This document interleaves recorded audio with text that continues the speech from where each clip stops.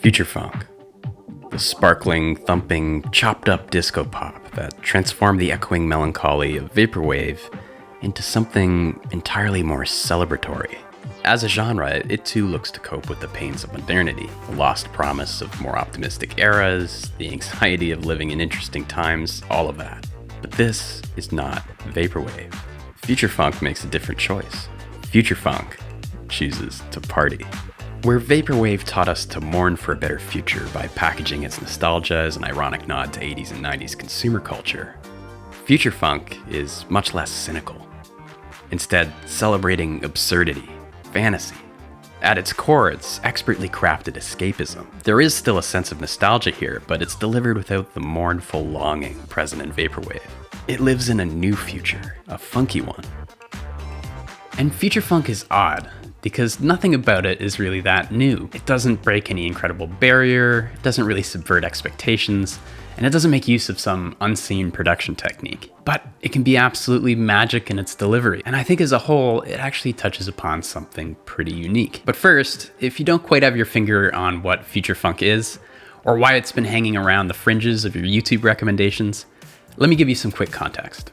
The precise origins of this style are hotly debated. Some point to musical similarities with French house music, and stretch the start of future funk to experimental elements of that scene.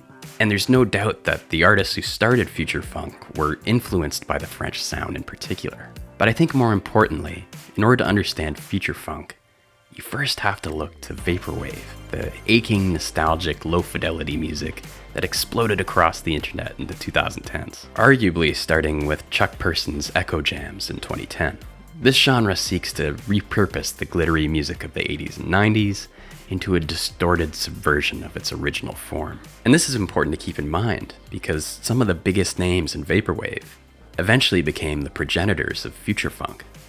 And while there's certainly no agreed upon Plymouth Rock, so to speak, for future funk, my starting point has to be St. Pepsi's 2013 record, Hit Vibes. It's important to note here that the artist known as St. Pepsi didn't start making future funk originally. Rather, he was part of a group of vaporwave producers that started moving in a new direction, speeding up samples, cleaning up the production. This album is essentially future funk fully formed. It's infinitely more danceable than its mother genre, and has a chunkier low end and a significantly ramped up tempo. Something that's not often mentioned is that many in the vaporwave community didn't really love this turn. Some saw it as diluting the satirical and critical elements of the genre, replacing anti-consumerist art with what some saw as low-effort dance music. Essentially a capitulation to the hedonistic allure of popped-up bliss, the very thing that vaporwave appears to reject, or at least comment on. Now, I totally sympathize with this frustration, but not the willingness to write off the entirety of this exciting new style. For me, I don't understand why both can't exist and provide some sort of value to the listener. Music fulfills a lot of different roles in our lives, and it means a lot of different things to a lot of different people. Just last month, I released a video on vaporwave where I wax philosophical. I frame the genre as a response to the pain, the economic pessimism of the digital generation. In that video, I quickly mentioned that future funk is also responding to some of these same things, but instead of adding meaning to that pain a la vaporwave, it chooses escapism. Anyway, I won't go too into depth about that, but if you're interested in learning more about vaporwave or you want some more context, I'll put a link in the description for that video. It's also worth mentioning that, like many of these internet genres, future funk has an aesthetic. While there are plenty of artists that don't conform to this aesthetic completely, there are definite through lines here. And the first has to be anime, specifically anime from the 1980s and 90s. It's definitely a pervasive look in future funk, but it's not seen absolutely everywhere. In fact, there seems to be groups of artists that fully embrace this aesthetic, and others that reject it entirely. Now, I have to admit, I've never really been into anime. Not to knock it at all, or the people who enjoy it, I just haven't gone down that rabbit hole yet. In fact, if you have any good recommendations for someone who's completely new to anime, let me know in the comments. I'll make sure to read each one and respond to you, but it just might take a second. But I'm getting sidetracked here. Another prominent aspect of the genre's aesthetic is what I'm going to call 80s and 90s kitsch. Think shoulder pads, malls, pastel colors, roller discos. as well as exotica drawn from the vacation culture of decades past. Plenty of Hawaiian shirts, flamingos, and palm trees, that sort of thing. There's certainly crossover from Japanese city pop's crisp beachiness and Vaporwave's digital strangeness, but the aesthetic here is definitely its own thing. But just like there are divisions within the aesthetic of future funk, there are also some pretty clear divisions within the future funk community. While there is still a core of dedicated creators and the community is generally friendly, there is some factionalism here. Some artists and fans wish the genre had gelled into a more cohesive whole, pushing through to more mainstream appeal, while others seek more fusion with other genres, as well as experimentation within the genre itself. Something I've seen a lot is fans disparaging lower effort mixes, and even admonishing other fans for liking simpler, less complicated future funk tracks. And as a lover of genres like punk music, I take some issue with this, because I really do think that technical virtuosity, although it's very important, is just a tool for creating interesting music. It's not necessarily a prerequisite as such. Now, of course, I can totally understand the upset that artists and fans feel when a cherished underground scene is changed by mainstream exposure. I get that. So this is just my COA, my disclaimer to future funk heads. I'm just a generalist music nerd. I'm not an authority on the subject in any way. But now, with that out of the way, let's take a look at the fascinating cluster of musical characteristics that make future funk what it is. Musically, future funk is built around three major things: its use of samples, its rapid tempo, and the stomping rhythmic pulse of its low end, which makes use of some pretty cool production techniques, but I'll get into that later. Now, sampling is nothing new. It's simply using parts of other music and media as a tool for making a new piece of art. And this has been going on since the 1970s, when samplers were first used in major recordings. Although you could also argue that it began as early as the 1940s, with tape recordings of music being used for avant-garde sound collages. But the specific sampling tradition that future funk is building off of is the plunderphonics of the 90s and 2000s, eventually by way of Vaporwave. You can really hear similarities with how artists like DJ Shadow and the Avalanches make use of samples. And this is directly related to one of future funk's biggest controversies, and that is it taking too much from its source material and creating too little out of whole cloth?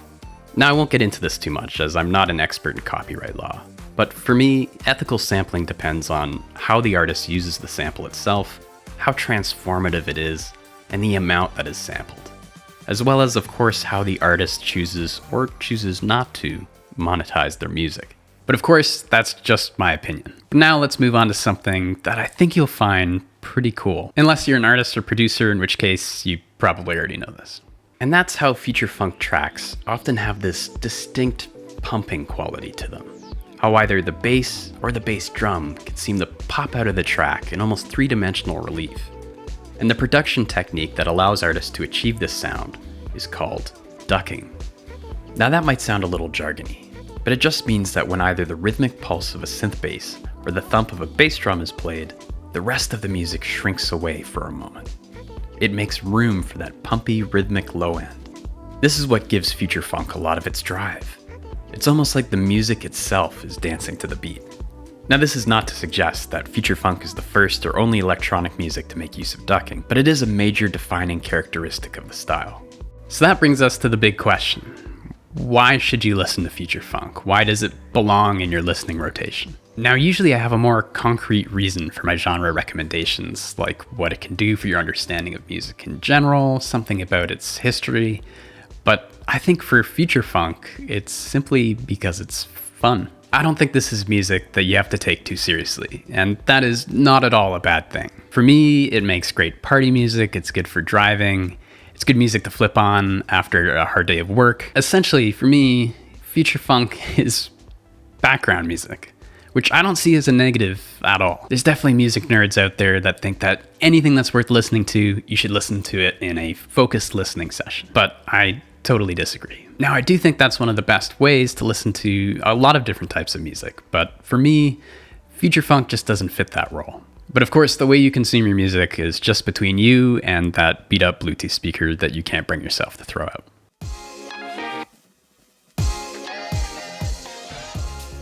Now, before I give you a solid starter pack of future funk goodness, I just wanted to point out that I'm not a future funk purist, and many of these recommendations are certainly not deep cuts. Rather, they're a mix of genre-defining records that I think make good on-ramps for people who are new to the genre. So with that out of the way, let's dive right into the recommendations. So here we are, 6 different future funk records by 6 different artists. First off, we have Hit Vibes by St. Pepsi. This is the album that arguably defined the sound, and I really couldn't leave it out. My favorite track off this record is Cherry Pepsi. Check it out for some high-energy fun. Second, we have Bay by Young Bay. This one is great if you're a fan of Japanese city pop, as it heavily samples from this era of Japanese pop music. It's kind of the album's whole deal. And if you want to get into the originals, check out my video on city pop. I've put a link in the description below. For number 3, we have Bright Moments by Flamingosis. Check out the track An 8-Ball Affair. In my opinion, this guy is really shaking up the genre, and he's probably my favorite artist making future funk music in general, if you can even pigeonhole him as belonging just to this genre. Next up, we have A Million Miles Away by Macross 82 to 99. This is easily one of the most popular future funk albums of all time.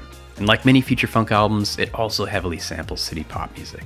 And if you find yourself perusing the future funk subreddit, you'll see that this one comes up a lot in recommendations. My 5th recommendation is Rollergirl by Rollergirl. Here you can hear a lot more of the chopped up roughness of Vaporwave, as well as an inventive use of some classic samples. And lastly, for number 6, Metro City by Vantage.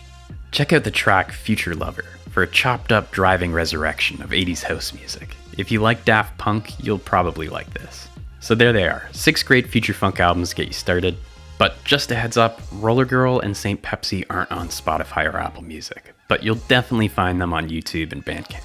Well, I think I'll stop it there for today. I hope you enjoyed this quick look back at future funk, and please like and subscribe if you found this video interesting. It helps immensely, and I really do appreciate it. But as always, guys, thank you so much for watching, and I'll see you next time.